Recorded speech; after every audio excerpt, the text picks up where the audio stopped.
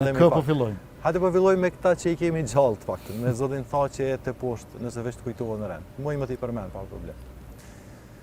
Besoj që bëhet fjalë për një figurë politike e cila është ma gjepsur me dinakrinë e vetës. Dhe unë mendoj që ky është kurthi që ja ka ngritur vetës dhe në cilin tashmëkaron. Pra, besoj që nuk i përket të ardhmes politike të Kosovës, por gjithsesi i përket të shkuarës. Zoti Veseli. Është shumë gabim që njerëzit të cilët kanë punuar në inteligjencë ose në shërbime sekrete të merren me politikë. Dhe kjo nuk vlen vetëm për Kosovën, gabimet e tilla kanë bërë edhe popuj tjerë, edhe kanë paguar çmime të rënda. Politika është vizion, nuk është informacion. Zoti Haradinaj. Për herë ka pasur më të madhe lakmin se zemrimin. Dhe njeriu nuk duhet të bëhet kryeministër pse don të bëhet kryeministër, por pse populli kërkon një gjë të tillë. Zoti Limaj. Vazhdimisht i pakënaqur, por edhe me dyshime mbi këtë pakënaqësinë e tij. Pra, sa larg PDK-s, çdo herë edhe me potencialitet për t'u rikthyer. Dhe besoj që nuk ka arritur që pakënaqësinë personale ta ideologjizoj.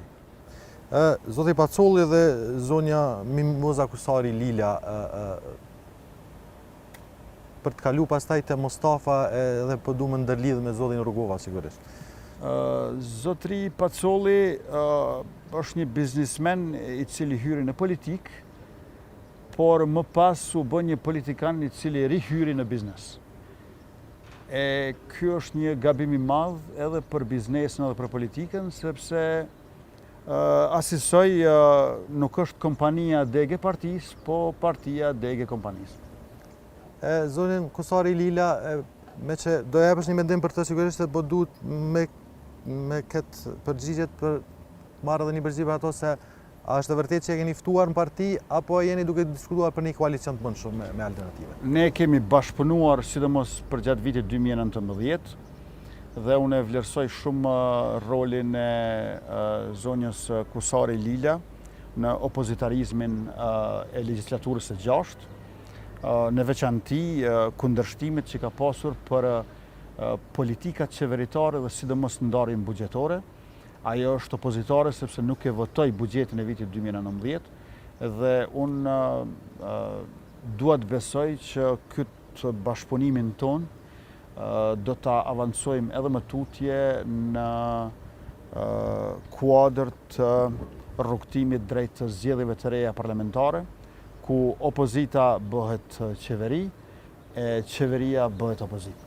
Që i bie, domethënë, alternativa do të ka ftesë për një bashkëpunim, jo si Mimoza Kusari Lila, po si subjekt, si alternativë. Ne jemi tashmë duke bashkëpunuar, por mbetet prej bisedimeve në vijim të përcaktohet edhe rezultati final, por më duhet të them që pjesën më të madhe të energjive të kohës tash e kemi me sajimin e boshtit kryesor të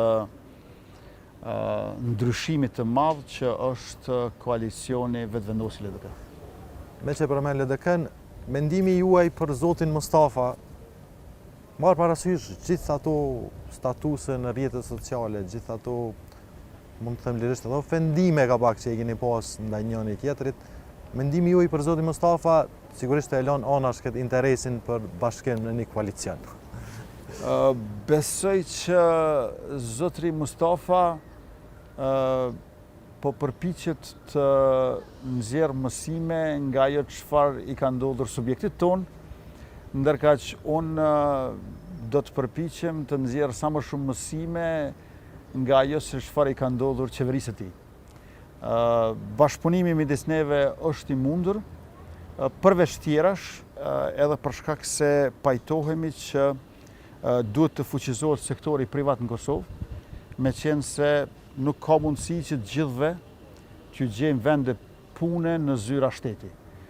Sektori privat në Kosovë është një sektor i cili nuk e ka shtetin ndihmes, por e ka pengesë, sepse ka shtetin gjëbitës e jo përkrahës.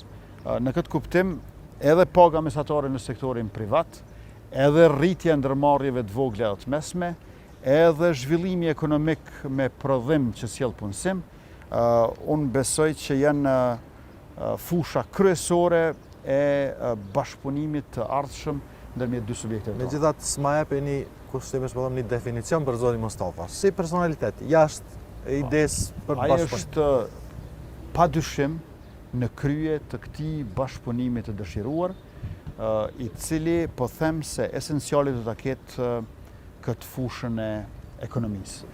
Pra, Në do të informoj bashkëpunojmë. Isa Mustafa është një ekonomist i mirë. Besoj që brenga e tij për gjendjen ekonomike në Kosovë dhe përputhja jon ideore për daljen nga kriza na bën të gjithëve ekonomistë të mirë, ai është edhe profesor.